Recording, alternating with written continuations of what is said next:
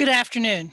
On behalf of the Historical Society of Harford County, welcome to this afternoon's presentation, Growing Up in 20th Century Aberdeen. I'm Jacquelyn Seneschal, your host for this edition of Oh, the Stories We Can Tell. The event's being recorded and it will be made available publicly through the Historical Society's webpage and on the Society's YouTube channel. If you'd like to submit a question for our guests today, you may do so using the Q&A button or the chat feature of Zoom. You'll find those at the bottom of your screen. Our guest today is Charlotte Garrison Cronin. Charlotte lived most of her life in Aberdeen. For 70 years, she wrote a regular column for the Aberdeen Enterprise, and in later years, she founded the Aberdeen Room Museum.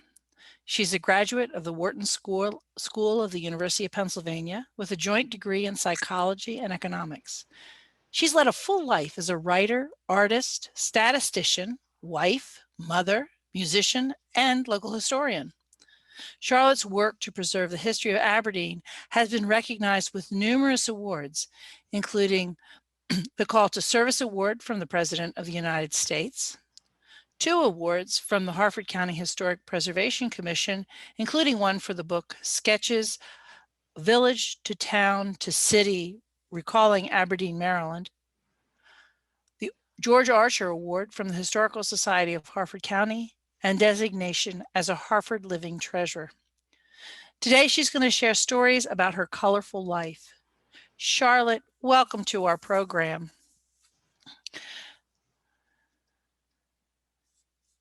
Charlotte, one of the first things I noticed about your resume is that you graduated from the Wharton School in 1945. So wasn't there an important project going on at the University of Pennsylvania at that time? Yes, my sorority house was 1 block from a historical building, which was the engineering building. Something very important was going on there because something was being invented, but it was secretive, and we didn't know and weren't told what was going on. But we did do was that when we have an important day coming up or an examination, we would go by that building and rub our hands on the iron railing in front, hoping that its intelligence would rub off on us. This was childlike, I thought, but it led us to very, very wondering thoughts of what was going on in that building. Then when I graduated in 1945, I came back to Aberdeen to live with my folks. And at that time, I was working at the Ballistic Research Laboratory. And when I was there for just about a year, some very important event was going to happen. Something was being delivered from the University of Pennsylvania. And indeed, it was important because it was the ENIAC, the first big computer. There was the answer to my question and my friend's question, what was going on in that building just a block away. So that's really exciting. And when I think about it, your job at Aberdeen as a statistician is now largely done by the descendants of that computer, that first ENIAC. That's what does a lot of those calculations that they used to have whole rooms full of women doing. Mm-hmm. Your time in college also gave you some experience with another 20th century innovation. And that story begins when your father became very, very ill. Do you want to tell us the story of your father's illness and how he got better? Yes, indeed. This is a very important event of my life, one that I will remember. My dear father, I was just beginning my sophomore year at the University of Pennsylvania when he became ill in September. He'd gone on a hunting trip, and he must have maybe reclined on the ground or something, but he became very ill. They found that he had pneumonia that was very, very odd. And he went to the church in church hospital in Baltimore. And there, the doctor told me that I should stop school because my father was going, no doubt he could pass away any time. Well, my mother didn't agree with that, and I didn't agree with that. We knew that my father would not agree with that if he were able, because at that time he was in an oxygen tent and was not talking or eating or anything. But he would not agree to having me stop school. So I said, I will see to it that I will do everything I can so that I see my father every day. And that I did from September until very early in December. And during that time, after I had my classes in the morning, I would hop the train at 30th Street Station and go to Baltimore and walk to Charles Street down to the hospital and see my father. And that I did for all that time. And the doctor was satisfied enough that I saw my father. But then one morning, I got a wonderful call. And the call said, you don't have to come on the train today to see your father. He has rallied. We have given him a medicine that has just been come out, and he rallied with the first dose, and that was penicillin. And that morning, I walked to school to the tune of "Oh, What a Beautiful Morning," and I thought how suitable a tune that is.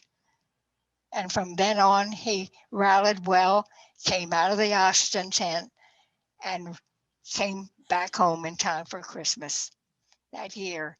Now, that was an eventful year. So, Saved his life was saved, and I imagine part of my life was saved as well. so your college years saw you personally encounter, and shortly thereafter, saw you personally encounter two huge new technologies from the 20th century. The birth of the computer and the first early uses of penicillin. That's wonderful. So let's go back and learn more about the childhood of the kind of a woman who would travel from Philadelphia to Baltimore every day to see her father. What kind of a childhood did you have? Who were your parents? And what did your father do? Well, my parents, I'm an only child. And so this makes it I felt made my life important to them. And so I lived that life, yes. So what did your father do? What did your father do? My father was a railroad executive. He worked at the main building that still stands on Charles Street for the Pennsylvania Railroad. Now that would be Amtrak.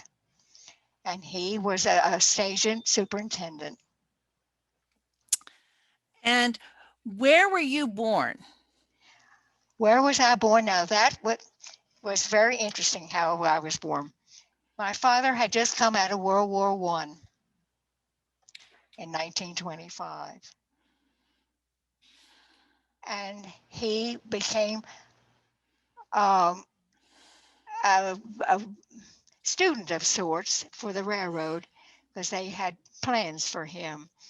And so they gave him the station at Glen Mills, Pennsylvania. And there he had the most beautiful station as our home. Had 6 bedrooms on the second floor, if you can imagine. And it was designed by Henry Furness, the famous designer. And there I was born. And I lived there the first 9 months of my life. And then my father was promoted to superintendent of residence. And we moved back to Aberdeen. We didn't go to Baltimore. We came back to Aberdeen because he was born in Aberdeen. And from then on, that's where I grew up and attended school. One more question about your father before we turn to your own life. Didn't your father once meet Annie Oakley? Yes, his sister, Alice, married Lester German, a very famous baseball player. He was a pitcher. And he was a friend of Annie Oakley's because after 7 years, his arm went back on him and he became an agent for the recording people with DuPont.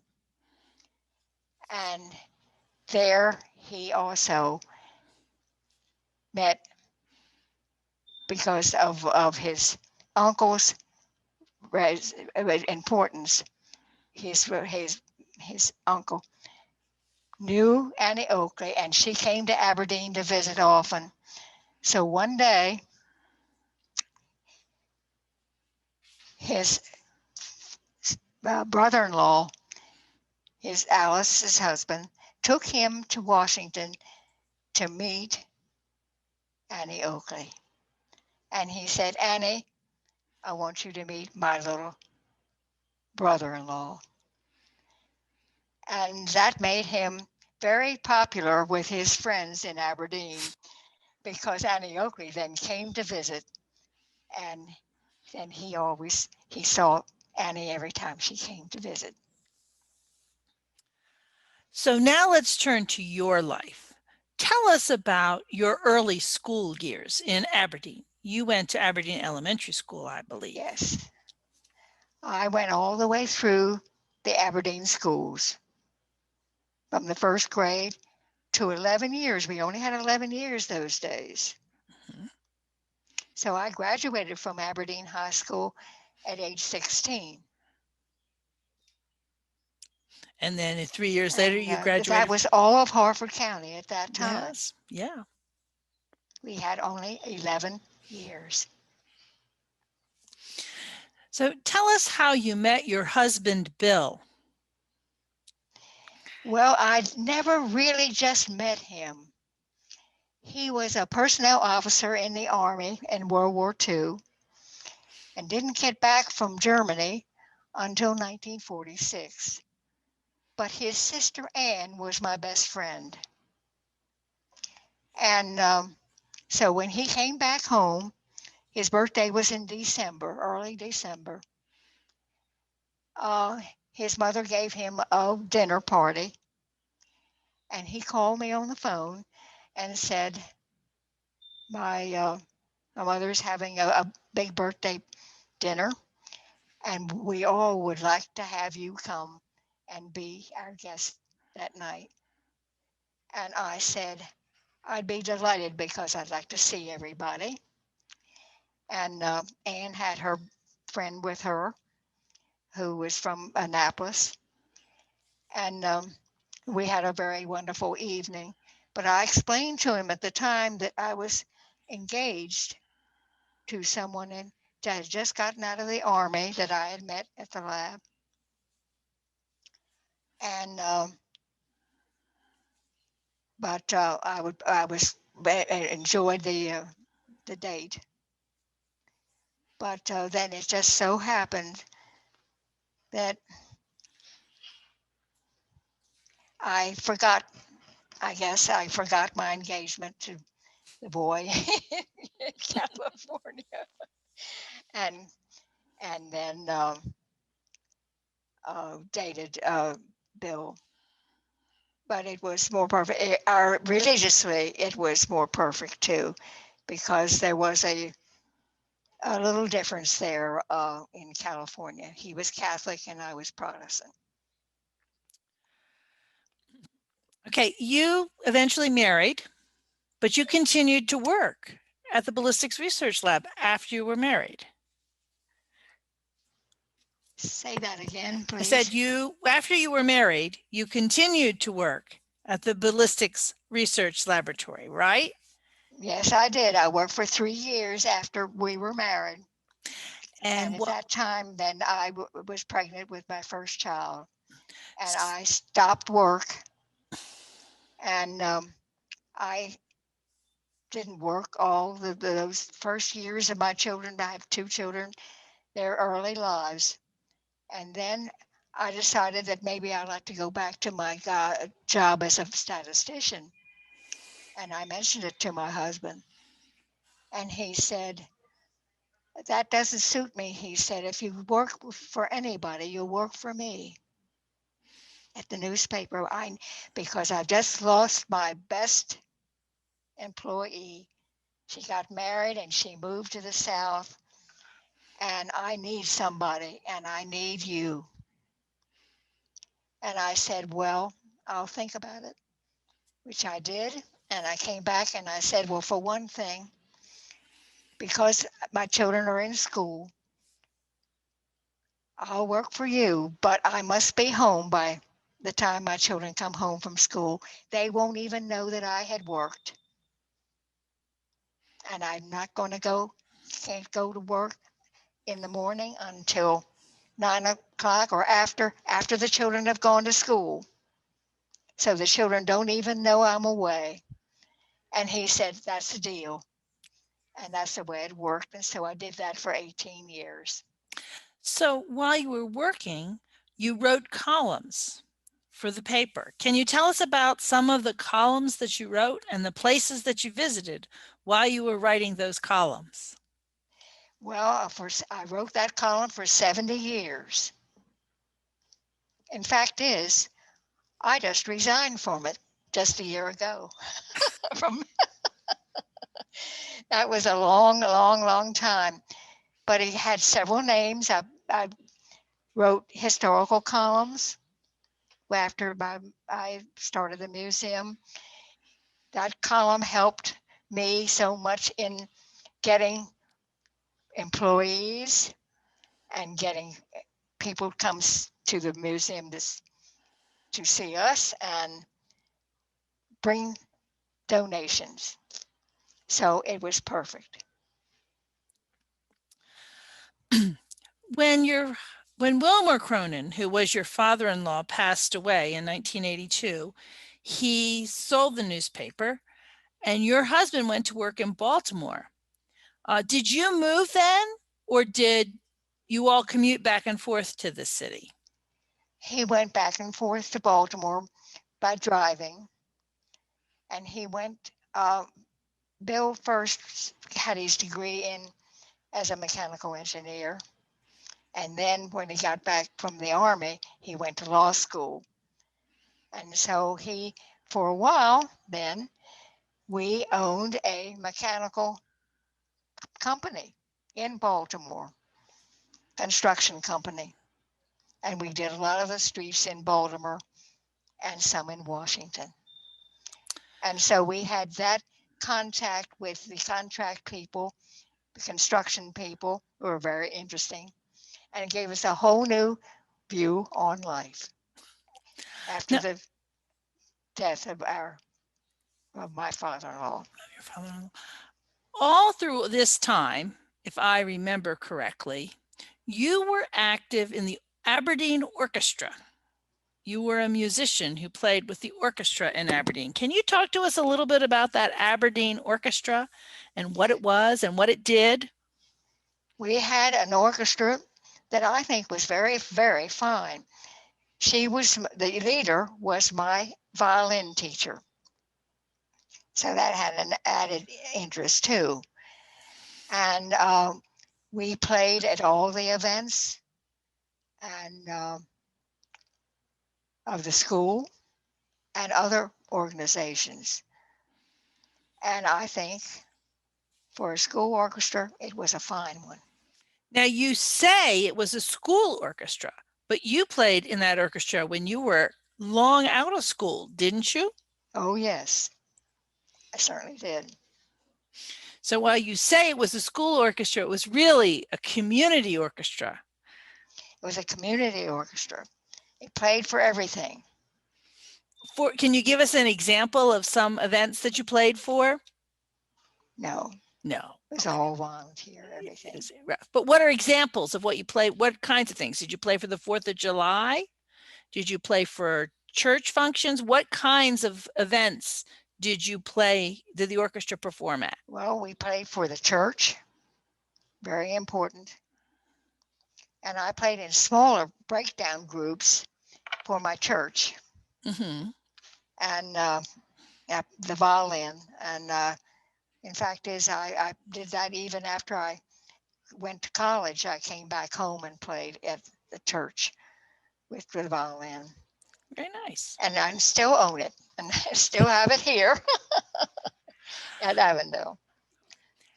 In 1987, you started the Aberdeen Room Museum. Yes, I did. How did that come about? How did that museum come about? How did that happen? Well, my father-in-law was J. Wilmer Cronin, a senator for many, many years. And his office, his law office and newspaper office was just like a museum. And when he passed away, all this historical information was in boxes. And then on my father's side, my father's hobby was Indian, the American Indian. And he had a collection of Indian relics. And so I thought, both fathers, I can put their historical things together, and I have the beginnings of a museum. And from the column that I was writing, it urged people in, and in 1 week, people were bringing in historical items of their own. And the Historical Society of Harford County started us in the basement of the old school. And they had I joined them, and they had an office there as well. And we did that for the first 3 years of our experience. And while you were working with the Aberdeen Room, you developed another talent. You became an artist.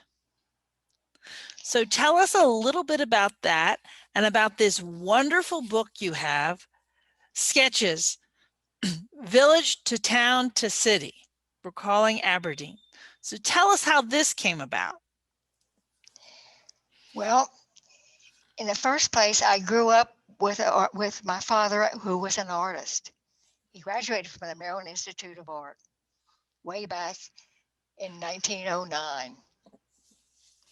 And when I was a child, we had a large beech tree in our front yard. And if anybody knows what a smooth bark a beech tree has, and in the hot summer days, I would stand at the beech tree and draw with crayons what I wanted to draw. And I watched the drawings grow as the years went by. And that was the very start of it.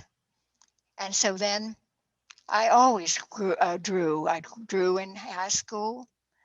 And then later, when I had the museum, I drew cards and for birthdays and all, but historical cards, and people loved them. And I made large sums of money as funds for our museum for the sale of these cards that I drew. And we still sell those at the museum.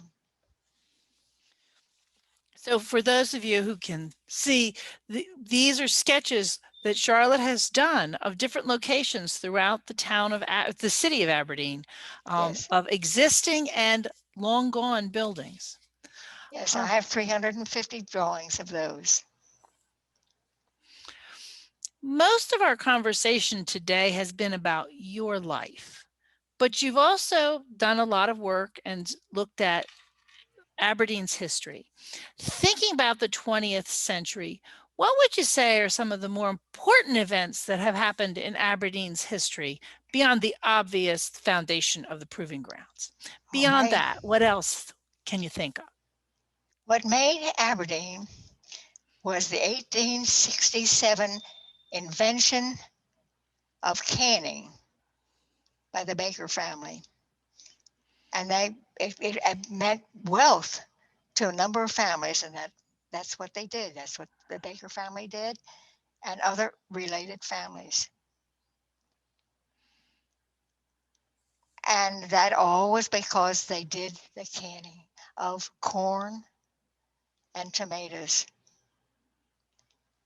And so in 1919, we had a terrible fire in Aberdeen. And that was another important event because all one block was on a very, very cold January night from an oil stove. And the army, they had just the Aberdeen Proving Ground had just started. And they sent their troops in, and their troops put out that fire. And what a wonderful relationship that started, to think that they saved the town of Aberdeen. So it only took away one block because of them. It could have taken the whole town. But the other side of the street had the bank in it. And that bank was due to the canning industry. They needed a bank. And that bank was then known as the Tin Can Bank. Tin Can Bank for the canning tins. So it was only a wooden building. And they watched the new construction that had to be done from the destruction of the fire across the street from them. They said, we're going to have a newer building ourselves. We can't watch all that new going on. And even though we were not affected by the fire, we're going to have a new bank. And so they built a bank of brick around the bank of wood and didn't lose one day of work. Wow. Or business. People came and went, and construction went on, and the new bank was built. Not one day was lost in business. Wow. And it then no longer was the Tin Can Bank. It was the First National Bank of Aberdeen. Okay. That sounds a And little that bit was more. 1919. That was 1919. I do want to remind those who are watching, if you've got questions you'd like for us to ask Charlotte, please use the Q&A or chat function at the lower end of your screen to submit your questions, and I'll be glad to ask them. While we're waiting for that, however, Charlotte, you have a famous relative he came before you. I believe you told me one time it was 8 generations before you, a man by the name of Freeborn Garrettson. He's famous in the Methodist Church. He was the Paul Revere of the Methodist Church. Tell us about Freeborn Garrettson, who was from here in Harford County. Yes, he was our fourth generation of Garrisons. And here's a book, one of the many books that have been written about him. And he came from a family that had 5 plantations, and they grew tobacco. That was the cash crop those days. That was in the mid 1800s. I'm sorry. It was earlier than that. It was in the 1700s. And in 1790, I have to keep my generations straight here. Um, he When his father died, he left all the property to him, to Freeborn. And Freeborn was a circuit rider for the Methodist Church.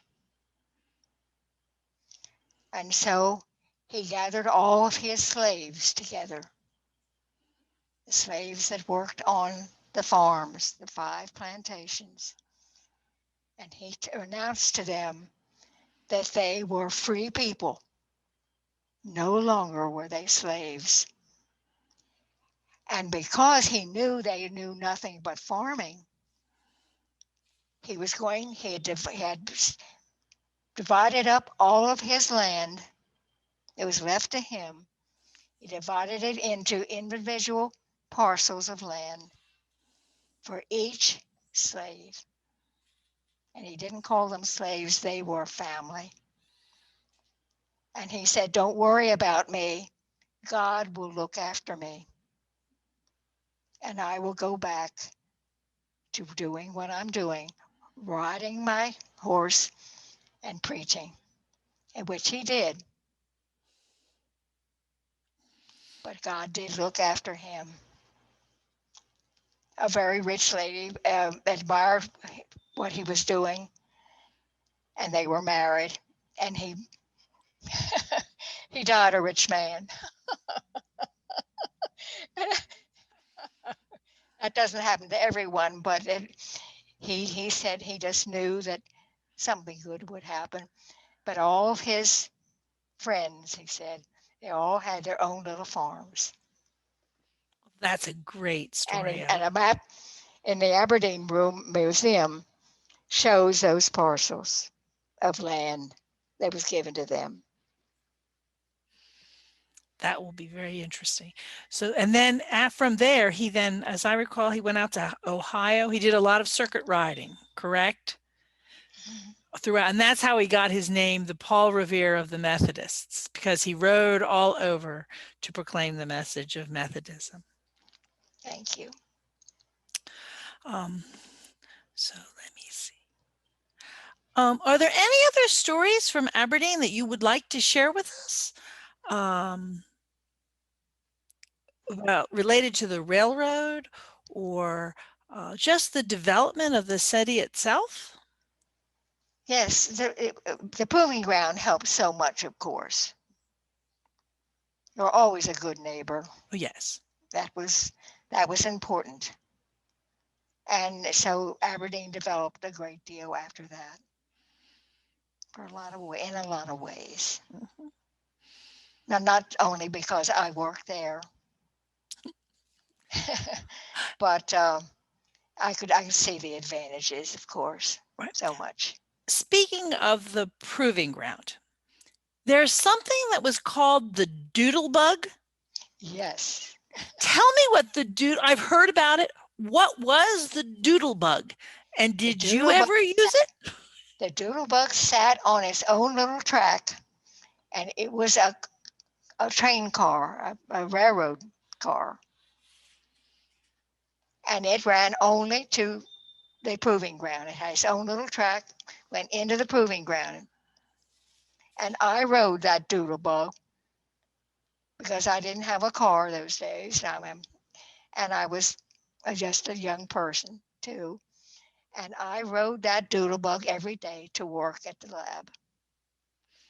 So it was a little Doodlebug train. was an important name to me. So it was a little train then that ran around Aberdeen Proving Ground from building to building. That's right. That's really good to know. Just from Aberdeen. That was the only place it went.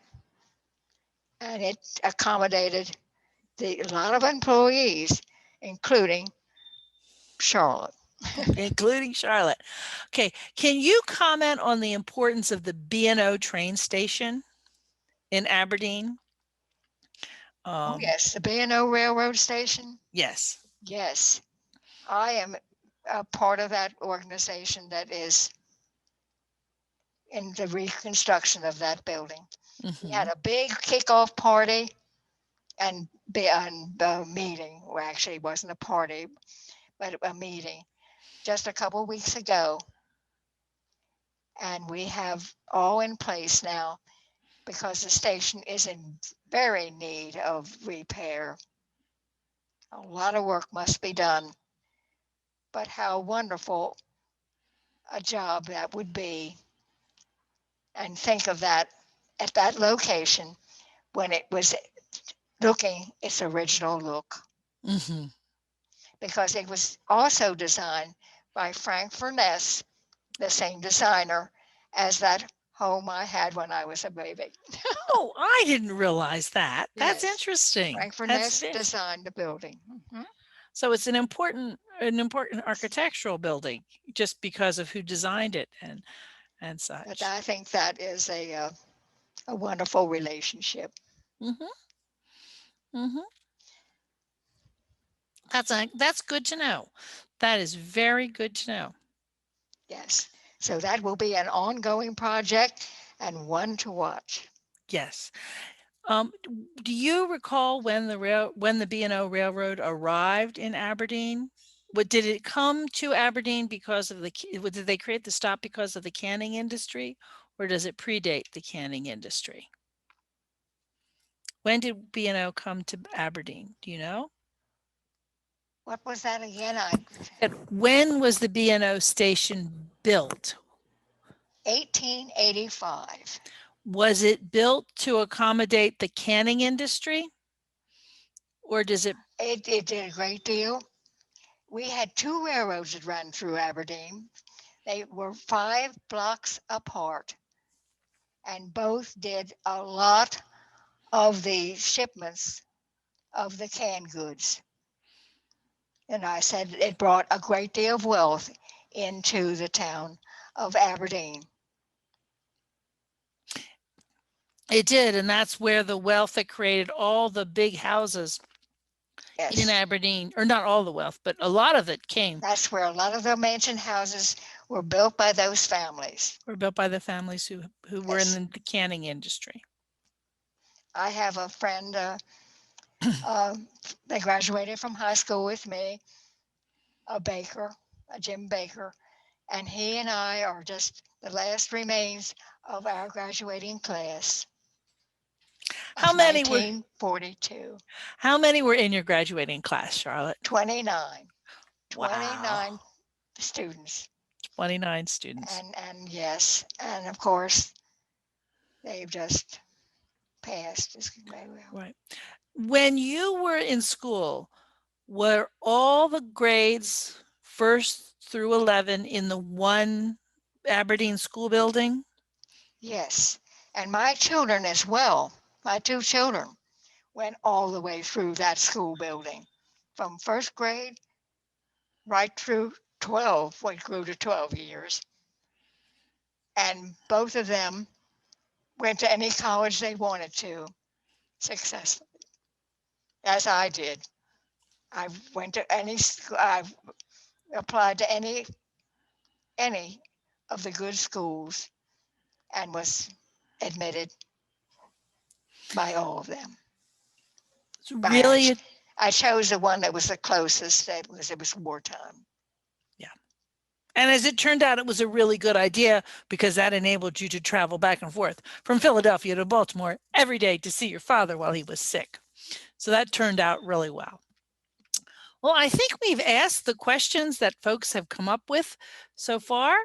So I'm going to share my screen again and show you all a list of the resources, I hope. And I thank you very much, Jackie. Oh, thank you so much. You've allowed me to tell a lot of my tales.